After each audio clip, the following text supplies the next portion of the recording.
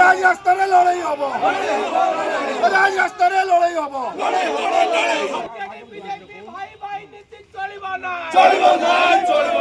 आज जिला कांग्रेस कमिटी तरफ आज आमर Tata power office head office घेराव करा जायछि।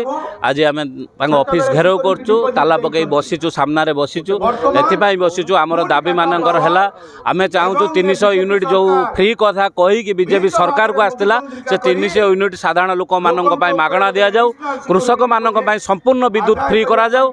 आउ जो एडिशनल सिक्यूरीटी मनी आदाय करा जाउछि बर्तमान कटक भुवनेश्वर रे, आगामी दिन में आम मानकर आदाय करा जिवो ताकू बंद करा जाऊ।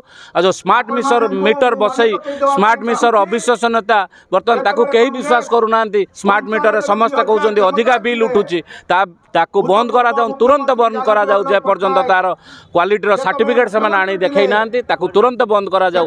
यही सबू दाबी गुड़ाक पूरण नहला पर्यंत यह एक जन आंदोलन रे परिवर्तन करा जिवो। आमर सभापति श्रीजुक्त भक्तचरण दास डाकरा क्रमे सारा ओडिशा रे सबू जिल्ला रे आज ये कार्यक्रम आरंभ होईछि। ये आस्ते आस्ते जन आंदोलन रे परिवर्तन हबो। आमे पंचायत स्तर रे बूथ स्तर रे समस्त लोक मानकू एठी गरीब साधारण खटिकिया लोक माने पीड़ित होउचंदी, सब वर्गर लोक एठी जाति दल धर्म कौनसी दल नाही, समस्ते आपण माने भी समस्ते एतिर भुक्तभोगी हेबे। कारण एडिशनल सिक्यूरीटी नबो जाना सरकार 51% शेयर अछि। आ सरकार एटा जरूरी कानिलो जिनस भीतर इलेक्ट्रिसिटी आछि, से जदि वर्तमान से हमकू सरकार पैसा एतिर विनियोग न होई आम पाखरु पैसा आदाय करा जिवो, ता विरुद्ध रे कांग्रेस दल चुप बसिबो नाही, राजरास्ता रे आगामी दिन लड़ाई करिवो। आ साधारण लोक माननकू मते एटा जन आंदोलन रे परिवर्तन करिवो।